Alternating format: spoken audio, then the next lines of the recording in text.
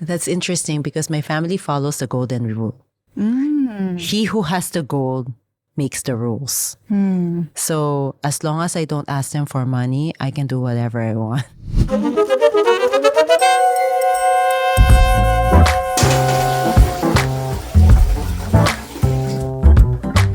Hi.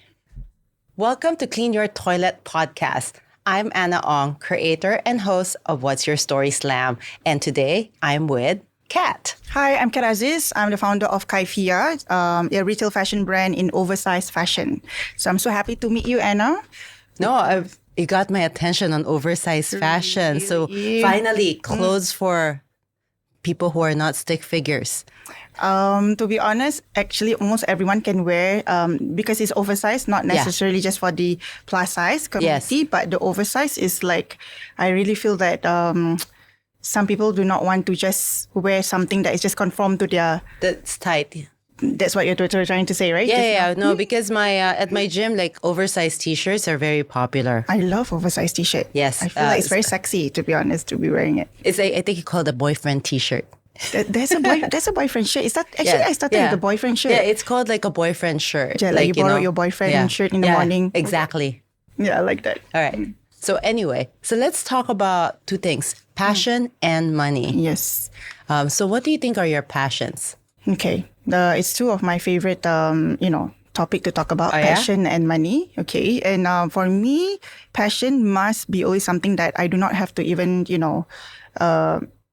struggle with. Okay. It must be something that when I wake up in the morning and I'm excited to do it, and without even thinking of like, oh, why did I need to do this and all that. So that to me is passion. What about you? Okay, so for me, so passion would be something like I almost would say is like an obsession.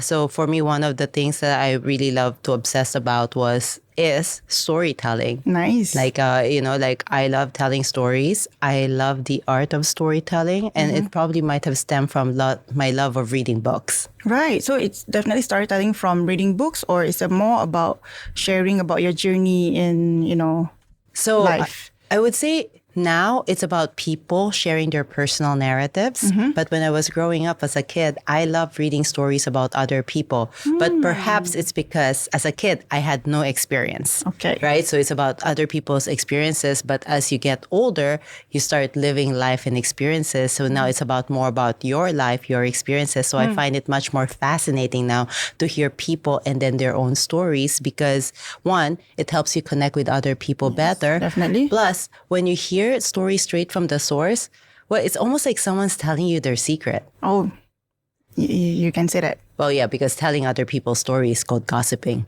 Oh, is it considered as gossiping? Well, how would you define gossiping? Gossiping is if we are talking about someone else. Yeah, telling somebody else's story. So... Okay, I mean, gossiping is sometimes not necessarily it's usually most of the time it's a negative thing, right? Well, I would say, let's put it this way. People, when I first told my family, like, oh, I want to do storytelling, my cousin asked me, why would anyone be interested in people's stories? And I told her, well, you like to gossip, don't you? He goes like, yeah. So there you go. People are always interested in people's stories. Yeah, I get that. When each time when I do live streaming, right? Yeah. The viewers gets higher when I start to gossip. Or talk about your life or people or like people in your shop. Like, right? Their experiences when they come and see or try on your clothes. Yeah, right. Yeah. Or even your own previous business experiences. People get very fascinated about it because they all want to learn.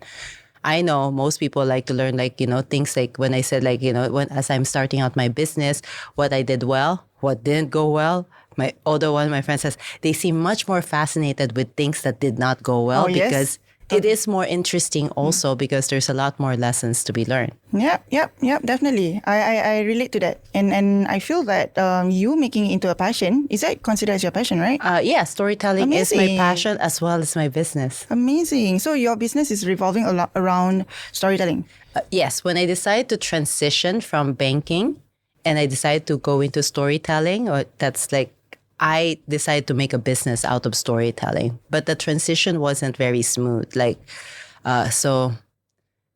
Guess ask you this. Like, have you ever like, felt like growing up being Asian that you're living up to your parents' dreams? Like all your parents' hopes and dreams are just like, of course, sent to you. Yeah. Like they have this view of what your perfect life should be. Yes. And I'm now still, thinking that most of the reason why certain things in life fall out is because of trying to please my parents. And that was the reason why I wasn't an entrepreneur in the initial state. I was a nurse. Yeah. Because that's what to make my father happy. And I was struggling with it. Okay. But because if they are happy means I'm a good daughter, Yeah. Like, well, so same for me. I went into banking because that's what my mom wanted me to be. So like, since I was 3 years old, my mom would say like, when you grow up, one day you're going to be a banker. And so I went into banking. After university, I went to banking, even though I wasn't really crazy about it. I went to business school. Then I went back into banking. Right. And to everybody else, right? Because when I went to business school here in Singapore, I had like a really great job in a bank. Right. And for everybody else back home, it's just like I was striving. I had like an international career, I make so much money. And I think my parents were super proud. And outside, it looks like I have everything sorted. You'll never have to worry about money, Right. good career, ticking all the boxes. And then, but inside, I feel like, I'm like, wasting away. I feel like, life is just like has no point or no meaning. Like I would go, oh, it's Monday. Yay, it's Friday. Like I'm happy when I'm on weekends, but then I'm miserable during the week, even though work is not that hard. I totally So understand. you get that. Yep. I was working shift back then. Oh my goodness. Yes. So when during public holiday and all that, people are not working, and then I have to work. I felt like, oh, why do I have to, go to work? Do you get paid extra? Yeah, but of course it's not something that I wouldn't want to feel that way. I mean, if I'm passionate about it, then I wouldn't even be thinking if I'm paid extra or not, right, for turning up. So that got me questioning a lot. Okay. So when was the time that you start questioning, like, am I even on the right path? I definitely know that I was not in the right path when I started to study nursing even, because I know I was doing it to make my father happy, right? But after graduating, I didn't even want to pursue nursing, but I had to jump into nursing because my father got retrenched. So I had no choice but is to pay my bills. Okay. That was the only thing that I need to do. So I wasn't even thinking about nursing at all. I'm so sorry if my ex-bosses were to hear this. It's like I wasn't really thinking about the work itself. I was just focusing on the money. Yeah. And that's where I was thinking, like, if I want to work, I just want the money, right? So why don't I do something that I like so that the money, and I'm paid for it? I think that it's better than... I think that's like the dream, right? Everybody was like, I would love to get paid doing what I love to do. And I remember thinking, I also would like to do that. But at the time when I was in banking, I honestly have no idea what I was going to do next, because my entire career has always been in banking. I never even left it. I was always in the same department too, because that was the only part of banking that I was interested in. And when I left banking, like I think one day I just decided I'm going to quit my job. I have zero idea what I want to do next. And I know a lot of people, like you see them on social media, they know what they're transitioning into. I have zero idea what I want to transition into, to the point where I decided to take 1 year off to give myself time to figure out what I wanted, to find my passion and purpose. Amazing. But also, I also decided to give myself 1 year not to think about the future. So not thinking about transitioning into anything, but just, taking time figuring out, kind of like getting to know myself, trying to figure out what am I really passionate and purposeful about. And if you're thinking about, but what about money? The world is so much cheaper when you leave Singapore. Oh, okay. Can I? Yeah, okay. No, it's true, right? Okay. Yeah, it's true. It's true. Yeah. So it took me like a couple of years to figure out. So I moved to South America to learn Spanish and then dance, because I was at that time into dancing. So I moved to Colombia first and I went to dance school, only to realize I hate salsa. And that place, they love salsa. And so I told my one day I told my dance teacher, no more salsa. And he goes like, okay. I go, so what else can you teach me? And then he goes like, tango? I go, okay, let's try it. Wait, why South America? Well, because I wanted it. It's a great question. Nobody really asked me that. Yeah, I like because that. I think I wanted to also see if I can survive in another part of the world without knowing anybody or speaking that language. Amazing. So it was more, and also I've only been to South America once, and I never thought I'd go back again, but I go like, you know what? Why not? I moved to Medellin, a place where I did not know anybody, but that was the hometown of Fernando Botero. He's the guy who makes all these fat bird sculptures around Singapore, and he's my favorite artist. Right. So I went there because that was his hometown, only to realize he lives in Italy. So, okay. But yeah, that's his hometown. So I went to see all his artworks there. Amazing. So that's where I decided to move to. Plus, the town of Medellin is known to have the temperatures between 18 degrees Celsius to 25 degrees Celsius. So perfect. Nice. So it was not too hot, not too cold all year round. So I go, that's perfect for me. Living in AC. Yeah. So so I ended up in South America, and then I wanted to see if I could survive there. I had to learn Spanish, so I signed up for Spanish languages, and then I went to dance class because I figured I might as well do something. Yeah. But I didn't really have a plan even when I went there. I just booked a one-way ticket, and I think it only occurred to me when the plane was landing. I did not think this through because I absolutely had zero idea what I was going to do next. Was there a pain point that made you do that? Well, it was more like I had to decide. I think I was playing a question game, and somebody asked me, if you know a year from now, everything else stays the same. You're going to die. You're going to die. You only have 1 year left to live. Would you change anything about how you're living your life? Amazing. Okay. Why or why not? And at that time, the answer was, oh yeah, definitely. So I I'm not happy with the job, not happy with the partner, and not happy with the country. So I decided to quit all three. Right. And now, currently, whatever you're doing, do you feel that you have made the right move on that day? Definitely could have probably been less impulsive. But yes, I felt that definitely I did not regret leaving banking.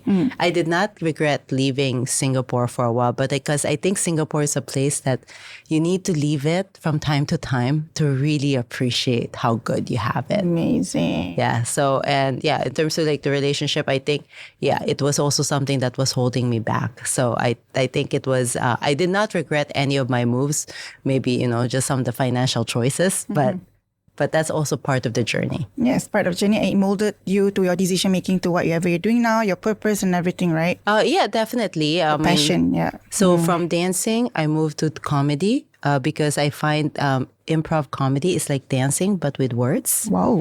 And it was through improv that I discovered storytelling. And for me, storytelling felt like the sheer joy I felt when I was up on stage telling my first story.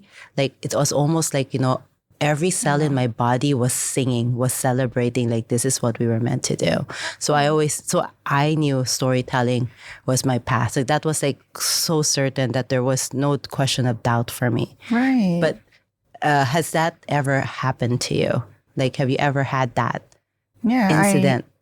I just like you and I'm immersing in your story, right? I remembered I'm pulled back to where and why I started this brand, right? It's because I lost my confidence from bullying and all that. When I was in school, I was not the pretty girl. I was always like the odd one, and the boys will never want to be close to me because like I'm the ugly duckling lah, So, but I always want to blend in with the cool girls or the pretty girls in school.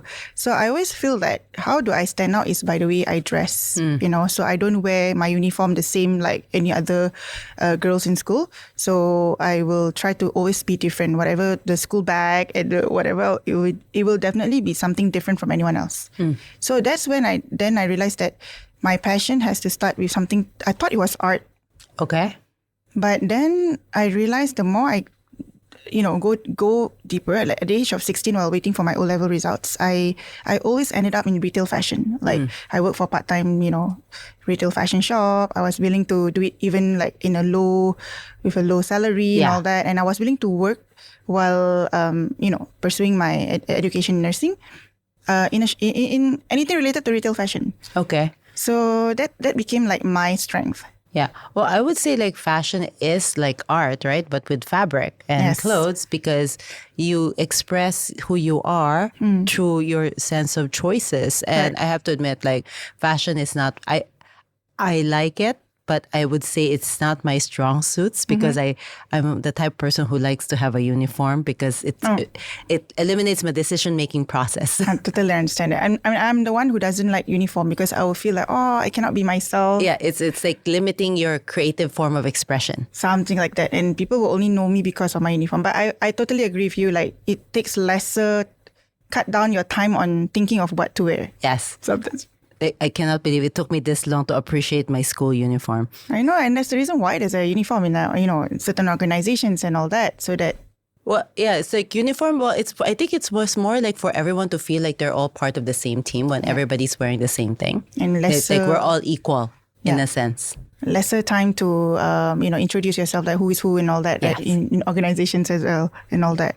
So the break that I got was when I realized that I want to do something that I'm passionate about, but I had to go back to nursing during that 1 year. Yeah. Because of my father's retrenchment, right? So I had no choice but to go back to nursing for the money. So I realized, like, why can't I work at something and then I make money out of it?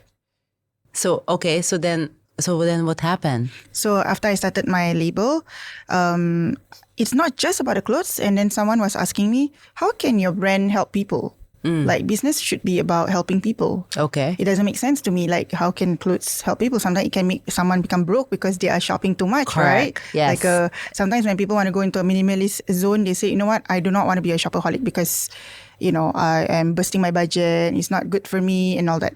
But I'm like, how else can I help? Okay, that's where I zoom into, okay, if the women doesn't have enough to shop, that shouldn't be someone that I'm talking to, not because of I do not want to talk to people who doesn't have money. Yeah. But they have to manage your finances first. Correct.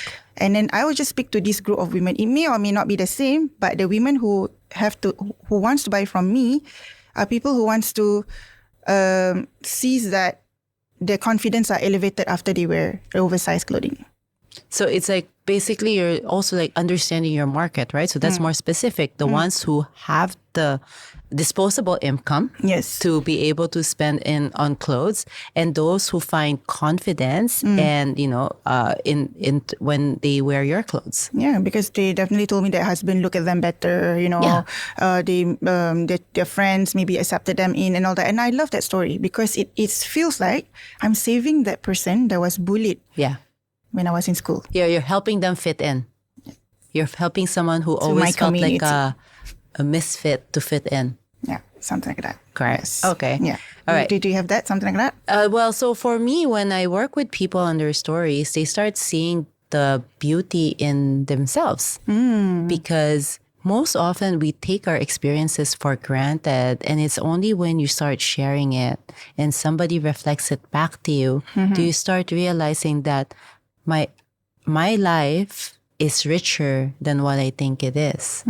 Because we always go, oh no, it's nothing. But no, it's not nothing. Like transitioning, giving up, leaving nursing to start your own brand, that takes risks. That takes guts and courage. And it's a path not everybody takes. And sometimes when we're doing it, we don't even realize how amazing the things we're doing until we sit down and start telling it. And sometimes when we're just saying it out loud, the person who needs to hear it is ourselves. Amazing. Yeah. Amazing. I saw one content like your ears and your mouth is closer to each other. So when whatever you speak, you're telling your ears. You don't have to worry if people are not listening. You're the first person who should be listening to yourself. No, when I work with people, I said, like, when you write your story, I want you to read it out loud. They go like, why? Because you need to hear it. Oh, wow. So you do you help people to So I work with people on telling their stories, how to craft it, how to find it, understanding, finding it, then crafting it, and then telling it. So 3 parts, right? Because most people will say, I have no story to tell. Oh, yes. But then really they do have more than they think. It's just that they don't know how to look at it. Yeah, maybe you can give me an example of a storytelling. Like if I were to tell about myself, like, I mean, what would be your... So I would say, like, I would ask you, right? If you look at your life, your experiences, all the highs and lows, the peaks and the valleys, these points, these are all where your stories lie. Okay. Because with every success, before you get a success or with every failure, you always have to go through things. So I would say first pinpoint these highs and lows. Okay. And then from there, or try to think about like, where are the parts where you've grown as a person, the challenges, and perhaps whether it's starting your own business or failing at setting up your own business, this is where the stories lie. Or even like just transitioning from moving to nursing to as an entrepreneur. That's where the story lies. Or finding your first customer. When you start designing, there's always a doubt, right? Like, would anybody even buy what I'm selling? And so then there's nothing like the first customer. Yes, the first person who validates you that you don't know. Yeah. Right? Yep. It's like in somebody else, like who is not in your circle of friends, fans, and fools. Yeah. So who won't think that, like who will like say like, oh, this is amazing. Because you won't believe your friends because you're just saying that because you're my friend or your family. But if it's somebody else, a stranger, go, oh my God, this is amazing. Then you feel like then people can see my work. So most of the time when you hear all these stories, definitely it all begins with a passion. Do you see that or not? Or like? Well, I would say a lot of people like to talk about their passions, but it's so surprising when I ask people to tell stories about passion. Suddenly, nobody has any passion. So it's interesting, but the joy of discovering a passion is also a story on its own. Discovering passion is a story of its own. Oh yeah, I think I would say yeah. So like for example, like the story of my own passion. Like say, so it was a Friday night. I was in New York City.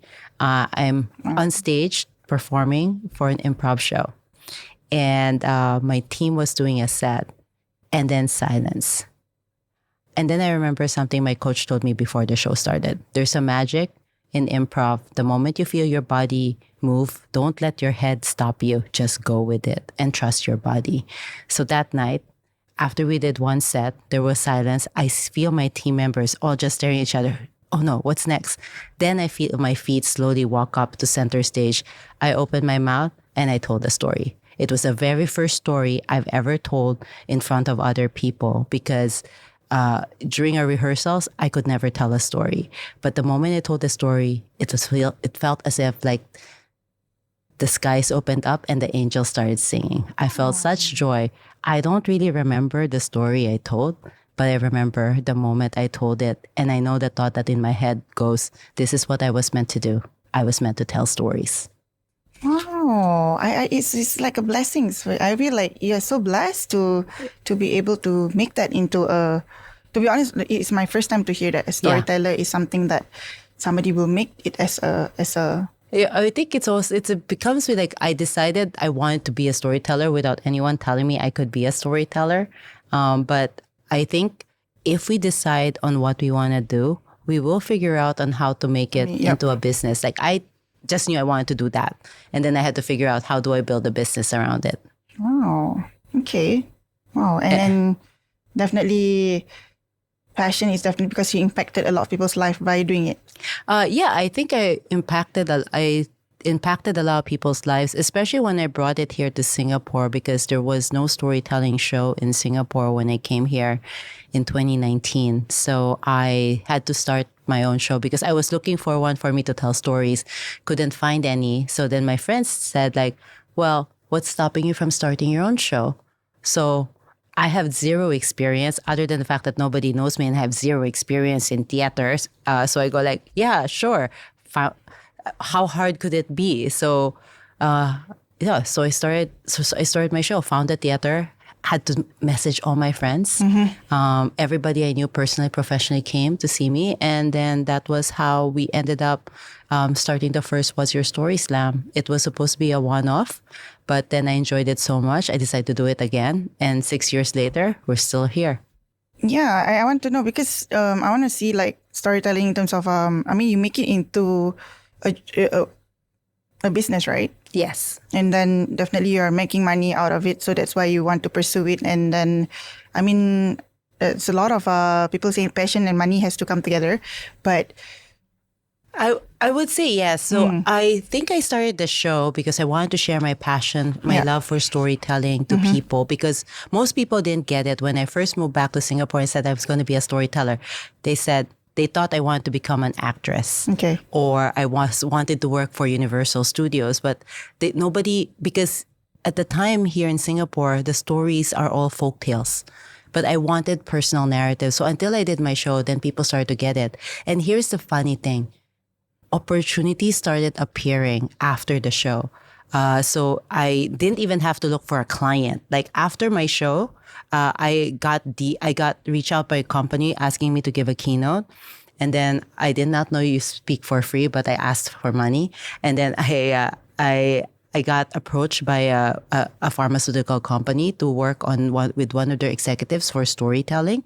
So then companies started approaching me, hey, can you teach us about storytelling? So it became like the show became my marketing arm, and opportunities started coming. So I was able to monetize it. So I would do all this corporate work so I can fund my show. Got it. And then through the show, people who watch it then ask, can you teach us how to tell stories like that? So then I also started doing that too. So now you're teaching people how to... I also then teach people. So that's why I also write a lot of content teaching people how to how to tell their story. So it's either they can do it on their own or they can work with me. Right. And what during your journey, 6 years, right? You're saying. Yeah. So what is the key thing that you feel that this is something that you are very passionate about, and what from the stories that you hear from people, or maybe the stories that you yourself share, like, I mean, like, I believe it's always inspiring moments, and it gives you that feeling of like, you would not imagine doing something else. So right now it's more like, when I see my students, when they go up on stage and they tell their story, it's amazing to see how far they've grown after working with me and seeing the beauty in themselves. And I love watching them shine on stage. And that same goes to random people who apply to tell stories at my show. I mean, we still have to workshop their story, but then to see them up on stage telling their stories, like the best version of their story, is like, there's no better feeling than that. And when I work with companies also who value stories, they're surprised on how better their relationships are with their colleagues after they start exchanging stories. Okay, can I ask you this? Yes. Was it because that there was some point of your life back then that nobody were hearing you out? That's why you feel that it's a need to share your stories and you're encouraging people? I would say I grew up in a very Chinese household, so we don't really talk about ourselves. So nobody still likes to share stories. Because it's like, don't tell people your story because it's a... Yeah, I think we don't really like to keep to ourselves, and we don't really share stories, because even my parents don't like to share stories about the past, because they just want to keep moving forward, live for the present, move forward. Yes. So it's very fascinating. So for me, as a kid, I always just like writing stories anyway. So for me, it felt very natural, the need to have Does expression. your family feel that, you're doing something, that you're breaking the chain of your family thoughts of... Well, that's interesting, because my family follows the golden rule. He who has the gold makes the rules. So as long as I don't ask them for money, I can do whatever I want. But how about you though? So in terms of when you left nursing, was that ever a controversial issue? It was not a controversial issue, but it was more of disappointment to my family, because they feel that people should just be normal. Like, we don't even try to think about entrepreneurship, because entrepreneurship is very scary. It's huge. It's big. It's only for the rich people. It's not for normal people like us. That's what my father always said. Okay. Yeah. So how did you break the news? I was always trying to show, at the point of time, I was still living with it was so sad. Like, it's like I have kids, and I was already building a family and all that, but it was so bad, my financial at that point of time, I had to live with my parents. Okay. And I just hate that feeling of, that I am always, making my parents, what is it called? Like, you are a burden to your family. Yeah. Okay. No matter what, like, even if I go to work as a nurse, I still feel like it's not enough. And I do not know how to get out of it. Okay. So then my question is, how did you get out of it? So my thoughts like, I just need money. So how do I have more money, right? So I always think that business is where you get money. Then, which I didn't realize that along the way, business is more than that. It's not just about making the money, because at the first start, it's like, I don't even know whether the business is going to make me the money. Correct. So then how did you get yourself out of the hole then? Yeah, it was like really that one mindset shift, understanding how to, get money and do not be stuck in the past where it no longer. Is it like kind of like your mindset is like it's either holding you back or pushing you forward? Is that it? Like you wanna leave your past. You know that it's in the past, okay? Yes. But you wanna move forward. You're feeling like, oh, but I'm so scared to leave the past because that is what I am. If it's not because of my past, it's more of like I should be thankful of my past. I'm sure during your storytelling you hear a lot of people saying that about their life, like they're stuck in the past, right? But I know that I saw my future. I really see that it's so clear. Like this is what I want. It just needs to take that one opening the door and get in, right? So can you elaborate in terms of what that shift was? It's just like to just forget about whatever that I think that's how. Because for me, you just give me example, if you want me to hit a target, right? You don't have to tell me about the why I need to hit the target. Just tell me, hit this target. Okay. And I'll do it. But if you tell me that, okay, but if you hit this, you this and this, I'll get very confused and I get distracted. I get very, but if you want me, okay, Kat, can you just do this? Okay. And that's it. I will do it my very best. All right. So basically it's almost like your single-handed determination. Yes. And also I think because it comes from someone that I respect. It was a mentor that I learned from. I took on because I thought that it was my last resort. If this one doesn't work, that's it. I'm going to give up on entrepreneur. Okay. So what was the advice from your mentor? So he just told me like, if you wanna make your million, you can wait for 5 years or you can do it in 5 months. Which one do you want? Okay. So almost I feel like how to make 1 million in 5 months. The new working title. Okay. So what did he say? Yeah, so he said that why in terms of debts as well. That time I was like, I had debts and I'm like, if you can finish your debts in 5 months, why do you take it in? Why do you want to settle in 5 years? What's stopping you?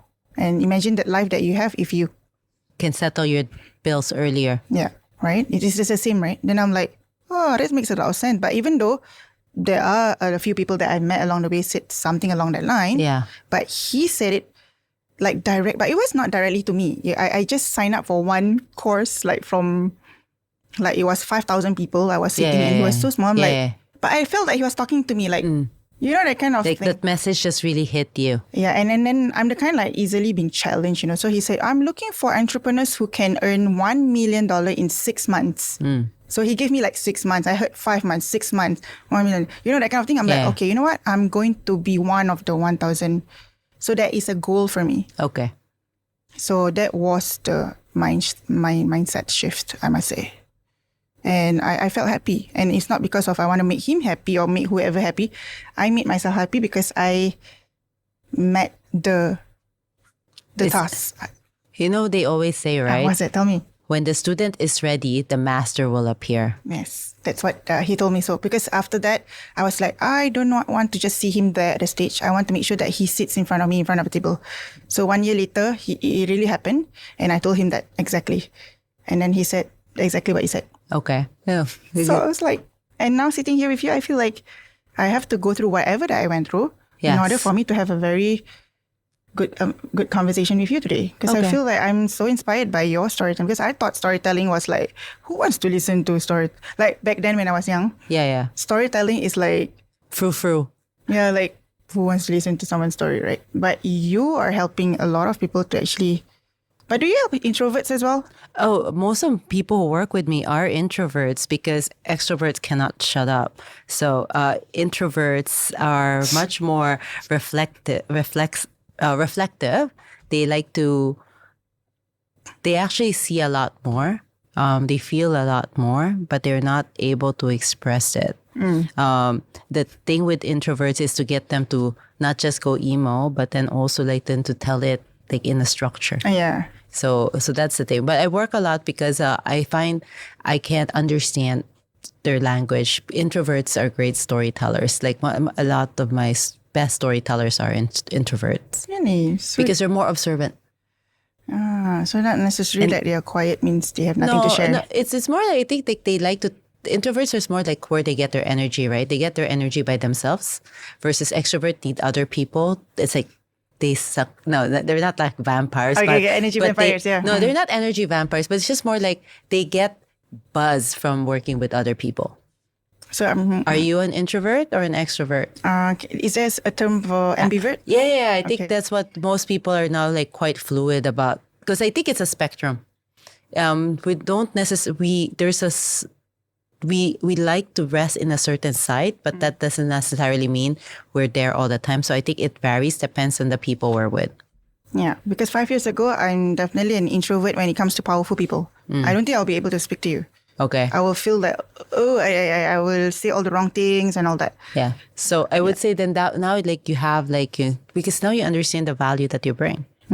Because perhaps also you've been telling your story for quite some time, so understand the value that we bring, and that what you've done is quite remarkable, and you've come a long way from where you started. Yeah, I believe so. Yeah. So which then, and it naturally closes the confidence gap.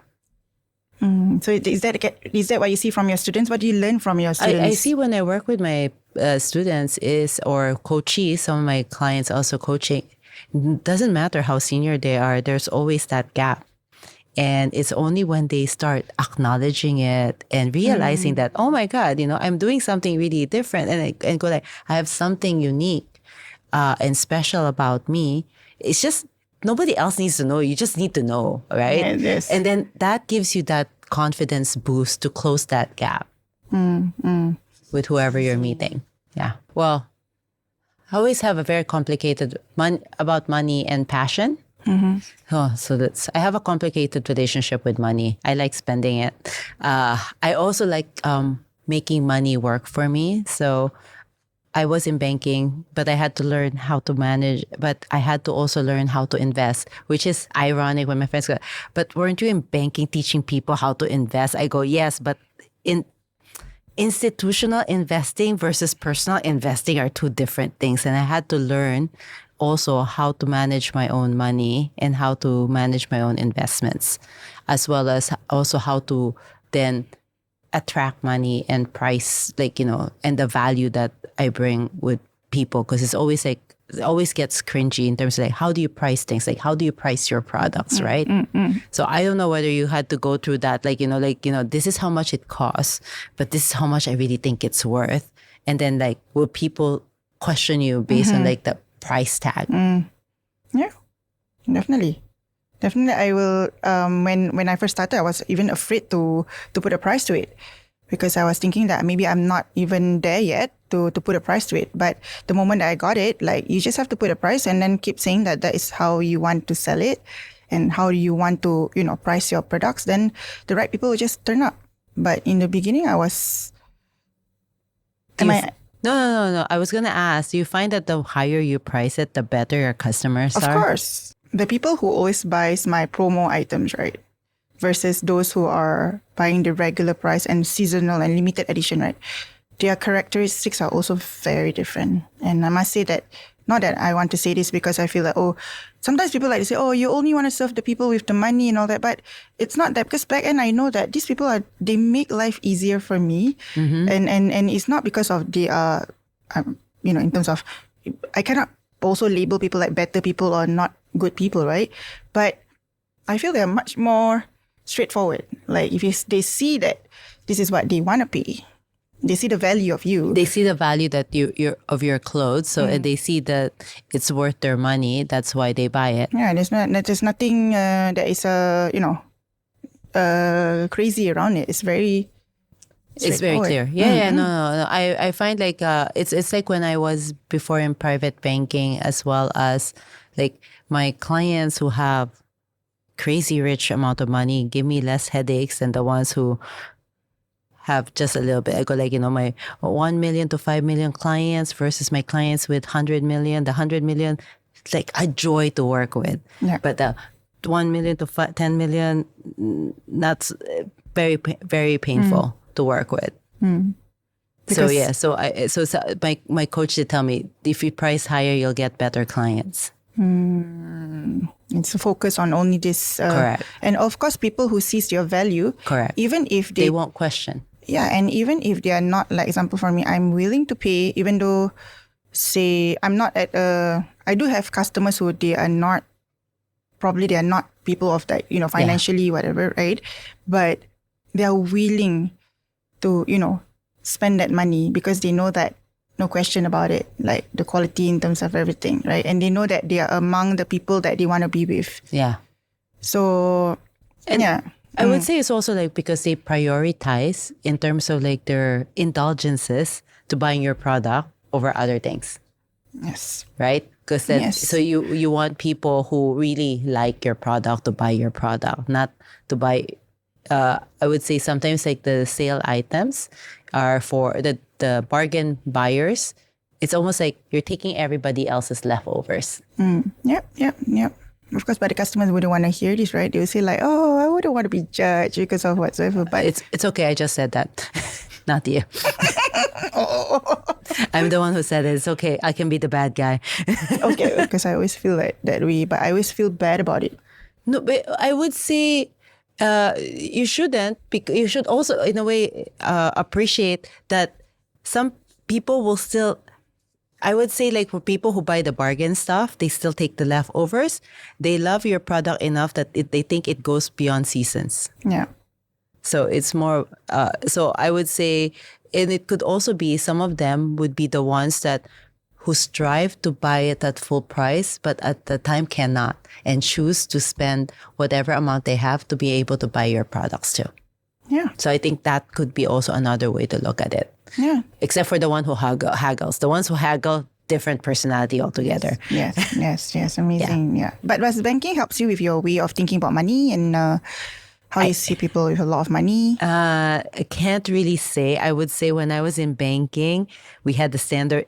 I think I spent most of my time trying to keep up with everybody and buying the latest handbag or the shoes or the watch. Yeah. I remember I was getting teased because I used to wear a Polar sports watch and everybody else has like a fancy watch. Like to the point that my boss took me to a watch shop to buy a watch. Cute. I thought he was going to buy me one, but to get me to buy one because the client we had at the time, I think the client had a friends and family and VIP sale that was like 80% off on like all these expensive watches. So they got go find one. But I go like, but my watch can tell my heart rate and how fast I'm running. And he goes like, but that just tells time.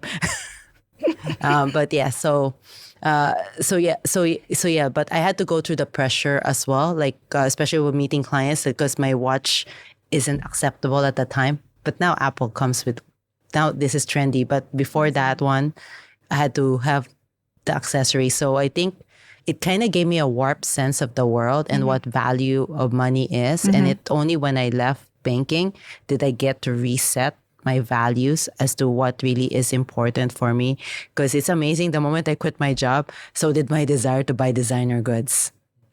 Amazing. Yeah, like I stopped going to designer stores because I don't even know what to do with my designer handbags because I don't even use them. Yeah. At some point, I think we will face that phase where, it's not like sometimes when I say that to some of my friends and then they say that doesn't define someone's success if you're carrying a certain bag, right? But they will be thinking, oh yeah, maybe because now you're not having money, that's why you feel. They still make me feel like it's still that. But I do not want to, conform to that, kind of circle because I know that they have not seen what I've saw.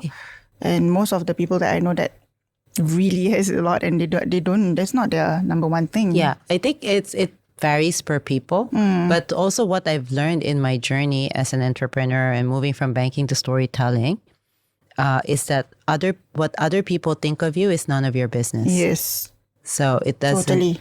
It doesn't matter what they say because it tells you more about them than it is about you. Yes. Absolutely. So that's where, like, whenever it still sometimes can still hurt, but you still have to remind yourself it's more about them than it is about you. Yeah. No, I really had a great time hearing from you and learning about your stories. So, amazing. You're opening a new world to me. Oh, yeah. Well, hopefully I'll get to see you at one of my shows. Yeah, I would love to. Yes. Please tell me the details. Yes. Oh, November 19 is my show, and I'm doing it at Singapore's oldest music studio, Lion Studios. I bet you guys did not even know that. It's been around for 48 years. It's 48 years, guys. So we are going together, right? Yes, we'll be there. Anyway. We'll be there. Okay. Well, thanks, guys, for watching this episode of Clean Your Toilet. Yeah. Clean Your Toilet podcast. And yeah, so ignite your passion by doing your inner work today.